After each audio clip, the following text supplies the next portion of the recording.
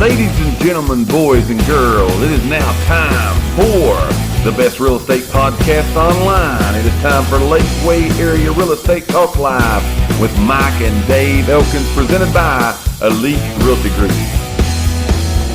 Here's the real estate information today we're going to talk about. We've talked about this before, contingencies. Yes. Okay? Contingencies are normally a part of a real estate contract, and we've talked about those every which way, but we've never really talked in depth about the most common ones, the ones that you see that on most real estate contracts, these contingencies are more likely to show up than any of the others. Right. Now, before we give these 5 to you today, let us tell you this is not no legal or financial information. This is just us giving you our opinion of things that we see. Right. Should you need legal or financial information, what do they need to do?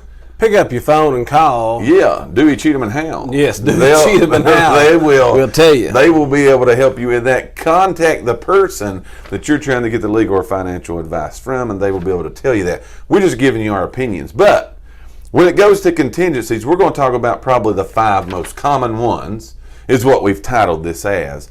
But a contingency can literally be anything. You can make anything a contingency. I think we said the last time we talked about contingencies was you can make it contingent upon the AC/DC stuff staying in the basement. Yes, that's exactly right. It can be there. But we're going to give you the most 5 common ones that you should be prepared either to, one, ask for this to be a contingency if you're buying, or as a seller, don't be surprised if you don't see these being asked of you as a contingency on the contract that you have. So you ready to go? Got anything else you need to say before we go? Here we go. Here's number 1. No particular order here, all right? The home inspection contingency is going to be the number 1, all right? Yes. There is, in the state of Tennessee, it is actually built into the contract, right? Mm-hmm. Into the legal, state, supplied, approved contract. Right. A home inspection is built into the contract. That's not saying it's necessary. No, not always that it has to be done. It can be waived. It can be done away with. It can be said, I don't want it. But a common contingency, which is what we're talking about today, that is usually asked for in a real estate contract in the state of Tennessee is a home inspection to be performed. Why is that important? It's important because if you're looking at this from let's look from the buyer's perspective here. Okay. They're going to want to go in and make sure that the house they're getting ready to be committed to pay for, the amount of money, whatever that is, whether it be their cash money or they're going to get a loan on it, which we'll talk about more later.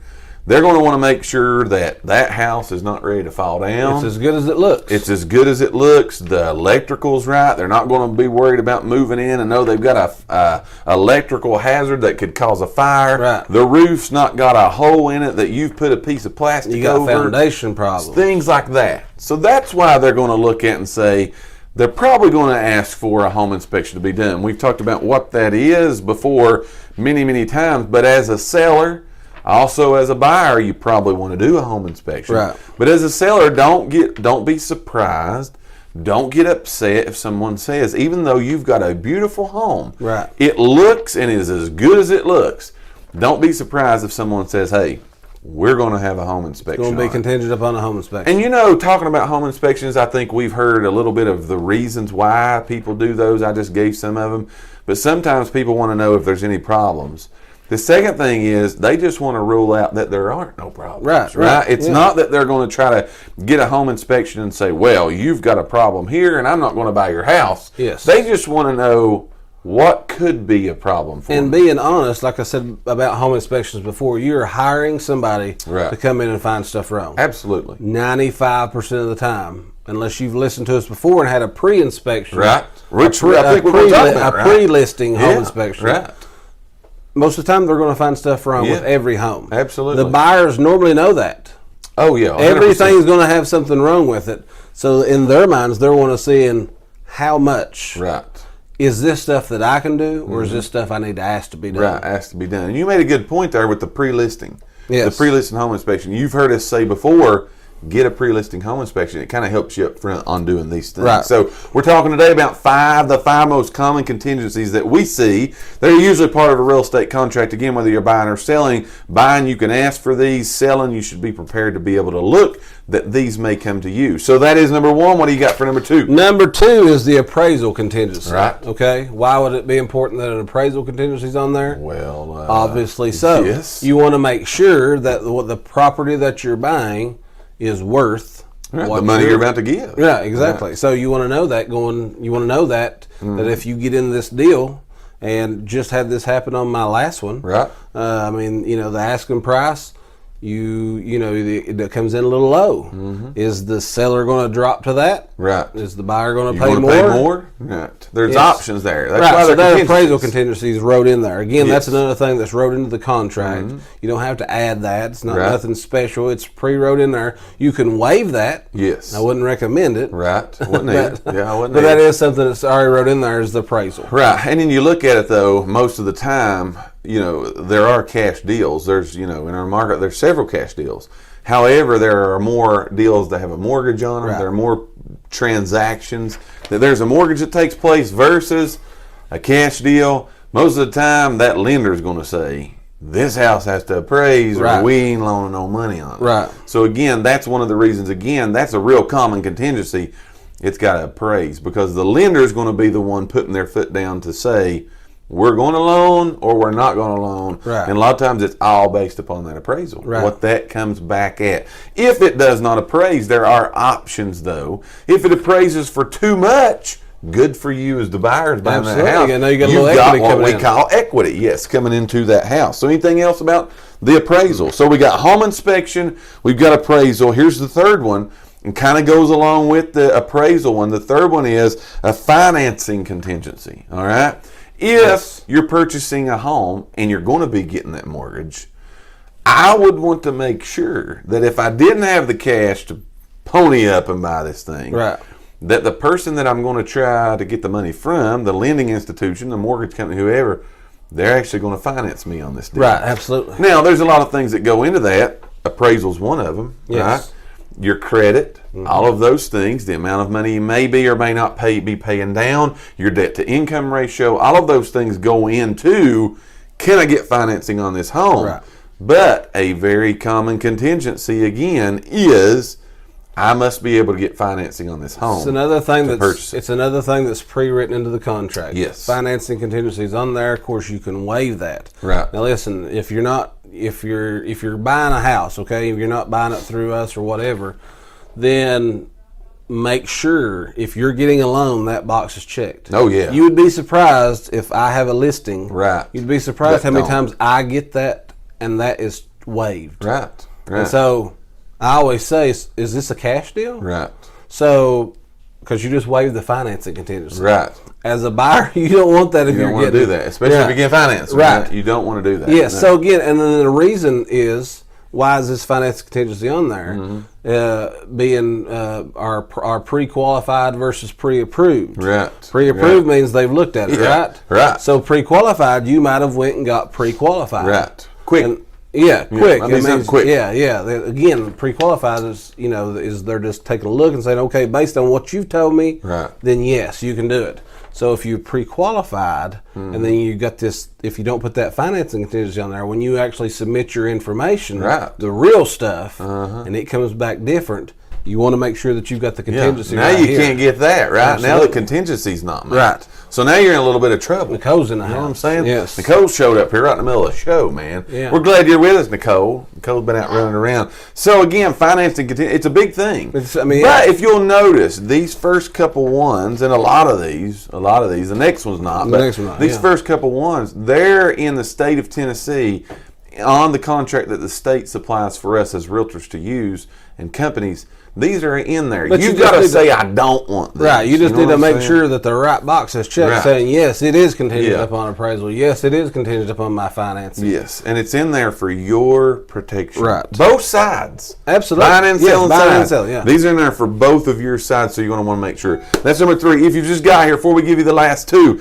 make sure that you're participating in our poll question today. We're doing a little research, and we need you, the nation, to help us out on this, as you always do. Some great answers have came in so far, so we want to hear some more, though. The more info we can get, the better it's going to help us serve you. But here's what we're asking from you today. We want to know, what is the most important feature that you look for in a home? What's the most important thing to you? Dave said he needs a big master bathroom.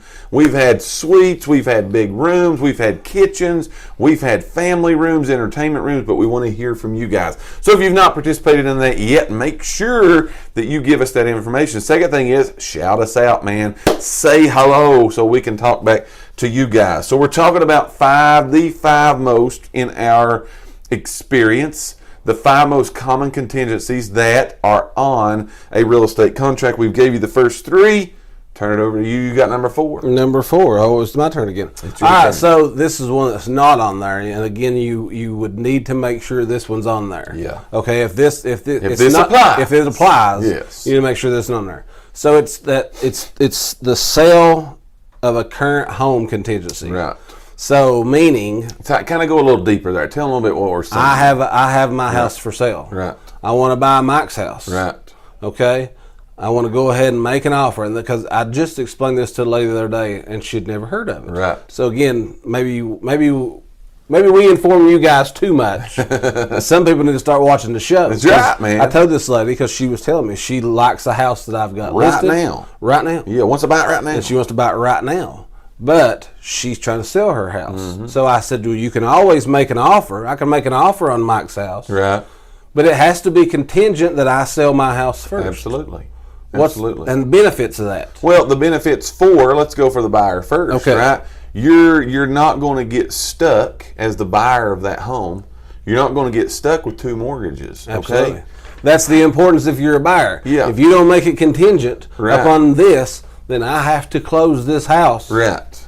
Because they didn't put that contingency on there to protect me. But let's go back just a little bit too. We Okay. just talked about a financing contingency. That would be... That could mess things up a little Could bit, mess right? everything up, You yeah. could look at it and lender say, hey, yes, you can buy a new house, but you can't have 2 houses. Right. You can't have 2 payments. Right. Depending on the types of loans that they are. So all that kind of works together Right. as far as these contingencies. But the sale of the current home contingency, again, as far as a buyer, if you could purchase both of them at the same time, you wouldn't get stuck with the 2 mortgages. It's going to be assured that you don't have to move forward on the home that you're buying Right. until your home would sell. Now, a seller's going to have to accept. All these contingencies can be negotiated. They are accepted or declined, right? So a seller would have to be willing to accept that contingency, which, again, in today's market, when we say homes are going really quick, sometimes you don't have time to wait on your house to sell because the house you're wanting is going to be gone. Right. So you would want to go ahead and try, as you were advising yours to do, put an offer in, put it with the contingency that your house sells. The seller, if they accept it, then you're good. However, they may look at you and go, I won't accept that contingency. So what's the benefits of a seller in accepting an offer with a contingency? They've got an offer on their house. Now we have an offer. Yeah, now the offer. We have an offer on the table. Absolutely. Now there's things that a seller could do to protect themselves because you don't want to hang on to an offer forever with the chance of so-and-so might have to sell their house over here. Right. So you always want to make sure that as a seller, you come back and give yourself a right of refusal. Sure. That can be 24 hours, 48 hours, 72 hours, whatever. Right. But that's saying that, I'll take your offer. Right. But if Nicole comes and says, I've made an offer here, I want to buy Mike's house, but it's contingent upon mine. If Nicole says, hey, Mike, I want to buy your house, I don't have that contingency. Right. I want to have a home inspection contingency. Sure. But now, I've got to make a decision here. Yeah, right, exactly. Can I buy 2 houses? Can I have 2 houses? Right. Can mine sell within 48 hours? Right. Right. Or whatever that can. Those are things that you just got to look at and weigh out, negotiate, so on and so forth. You got to look at those things. But these are common. You know what I'm saying? That's why we're talking to you about them today. They're common. They're things that we see. So we're trying to get that information out to you because just like what you said, The woman you were talking to didn't even know you could do this. Right. You know what I mean? She didn't know it was an option. Didn't even know it was an option. And it is 100% an option. That's number 4. Here's the last one, and it is a title contingency. What's a title? Kind of like, if we're going to liken it to, like a car. We got to make sure that what you're selling is yours. You can sell it. There are no liens on it. But again, you're transferring clear title over to the new owners of that home. You want to make sure, as the new homeowner, that contingency is there for you, because you don't want to purchase anything again that somebody else could actually own, and you're buying it from someone who actually don't even own it. It's not nothing that's common nowadays, but I reckon in years past they've had this problem where people actually, I would say, okay, I'm going to sell Mike's house. Right. Mike don't have a clue that I'm selling his house. But I reckon back in, times back that used to happen. Right. Now, more specifically for our date and time, is that Mike might have inherited this house. Sure. And it might have been that Mike's trying to sell this house, and I'm his brother, and he's not going to tell me about it. He's inherited a house, and he's going to try to sell it without me knowing about it. Undermine you, right? Yes. So a title is going. When they do that title search, they're going to make sure that Mike solely has full, that I can call that he can do that. Yeah, 100%. So again, that's important to know, because we've seen this just here in the last 5 to 6 months, to where a guy got a property. Right. He tried to sell the property, and in his mind, as far as he knew, it was all his. He bought it without having a title search done. Right. He bought it just, hey, Mike, we're good old boys, I'm going to buy this off of you. Right. I bought it. What he didn't realize is what he inherited was a bunch of back child support. Right. Right. So now he can't sell it. Right. Because it's tied to that property. Yeah. Well, he can sell it if he pays it off. Well, you got but there's a lot. There's a lot. Yeah. There's a lot there. So that's very important that title contingency is on there. You want to make sure that what you're buying, you can really own it. Right. And keep in mind, as we've gave you these 5, all of these are negotiable. There are more than just these 5. We're just talking to you today about the 5 most common ones, because you do see these more than you see the others. But anything is negotiable as far as that goes. They may or may not accept those contingencies for you to be able to do those things, but that's all hashed out in the offer of the property, right? Yeah, again, in the offer. These are the common. 100%, 100%. We thank each and every one of you for listening to today's podcast. Tune in for future episodes by subscribing to our channel and get the latest and greatest real estate information right here on Lakeway Area Real Estate Talk Live, presented by Elite Realty Group. Until next time, have a great and blessed day.